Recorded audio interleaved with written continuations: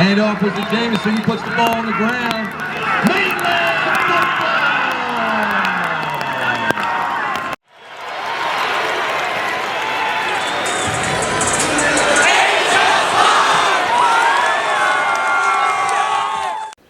Welcome to First and 10 with HS Live. I'm sports editor Nicholas Huba. Again with me is Mike McGarry. Mike, how was your weekend? Football filled. I went to the four corners of the world. Cumberland County included. Right. I was in Bridgeton on Saturday. First of all, St. Augustine on Friday, Bridgeton on Saturday, and down in Wildwood on Sunday. Wildwood for a football game? What brought you to Wildwood for a football game? It's been a long time. The end of the streak.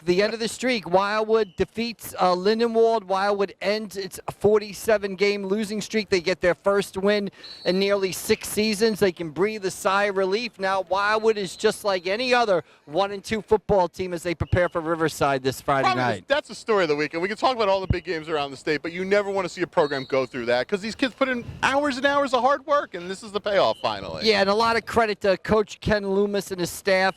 There aren't too many coaches who would stick around and have an 0-37 record. He got his first win. Great job by Wildwood. Ernie Triano at quarterback threw 2 touchdown passes, ran for a score.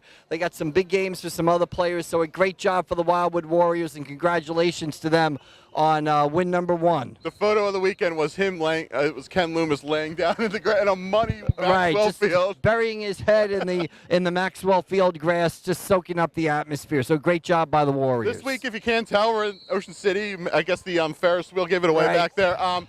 Another big game for Ocean City. It seems like all these games this year are really big games at the top of the schedule. They take on a Millville team that lost last week, looking to bounce back. Right, exactly. I mean, Ocean City, first of all, 3-0. They've dominated their opponents so far. They've scored in the 40s. They've given up, I think, a lone touchdown in all of the games.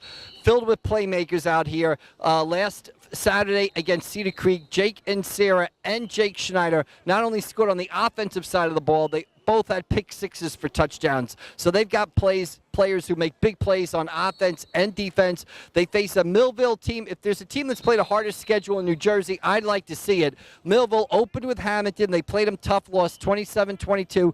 Then they upset St. Augustine Prep 22-21. And last week they lost a lopsided game to St. Joe. But it's a Millville team that's talented. Nate Robbins at quarterback, LaQuint Allen at running back. They'll be coming down here to Ocean City on Friday night to test themselves against the 3-0 Red Raiders. I feel like we say that about Millville every year, either with the schedule we have this year or when Dennis Thomas puts together his own schedule. The first couple of games are always murderous. Yeah, and you know, we'll see. They'll be battle-tested and ready to go because of that schedule. And you have an Ocean City team here that's coming off a good season last year where they went to the South Jersey Group 4 final and is 3-0 and really looking to make their mark. Even though we're in this COVID-19 pandemic shortened chaotic season, you have an Ocean City team that's really looking to make their mark in Ocean City football history this season. Another game we're focused on, Holy Spirit in Pleasantville.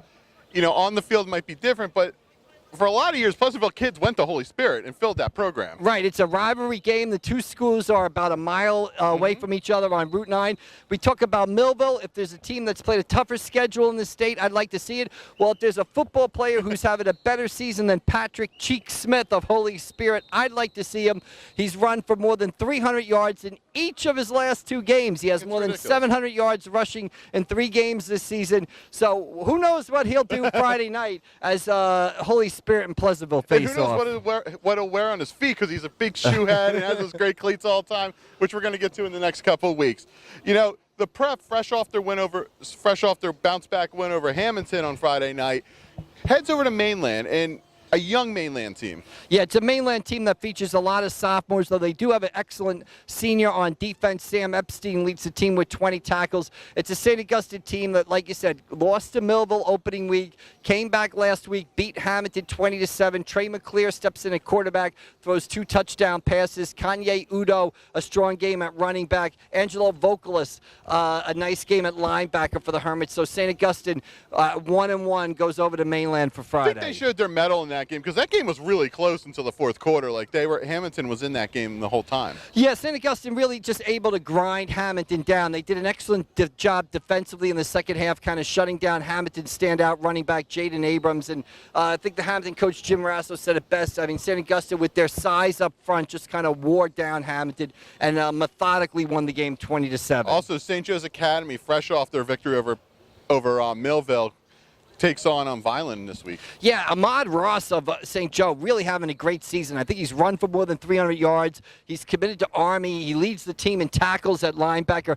They're going to face a Vineland team that is 0-2, but it's a Vineland team that's been, played Hamilton, played Holy Spirit, was in both games, lost both games by a score, I want to say about 20-7. So it's a talented, hard-nosed Vineland team. This will be, it won't be automatic for St. Joe going over there to play Vineland. Well, one, because it's my alma mater, and two, because I think we give a little love to the Sure Conference teams here. Southern Regional takes on my alma mater, Tom's River South. Southern so far has been really impressive in what is the new kind of A-South division. Yeah, 3-0 for Southern, coming off a big 48-14 win over Toms River North. Jaden Brown having an excellent season at running back, more than 500 yards rushing, 9 touchdowns. Toms River South comes off a loss to Donovan Catholic.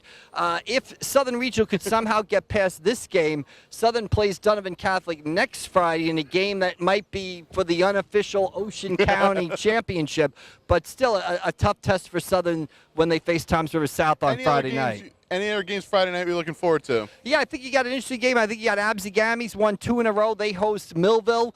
And you've got EHT going out to face a Bridgeton team that's won 2 in a row. A Bridgeton team that got a last-minute win over Atlantic City, 30-29. So those Bridgeton and Absagami try to build on the momentum of wins they had last week.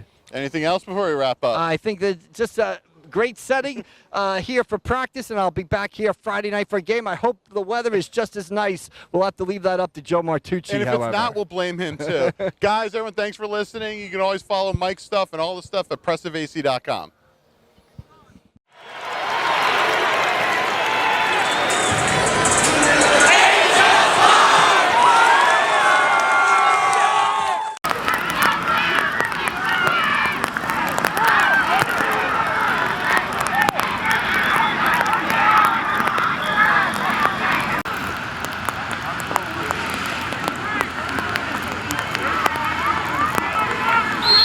Howard off left tackle again.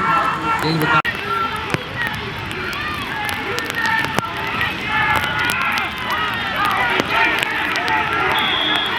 That's more than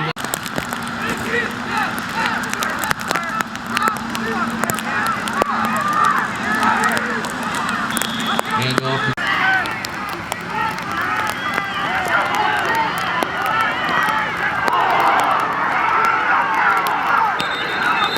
Hand off was to Jameson. He puts the ball on the ground.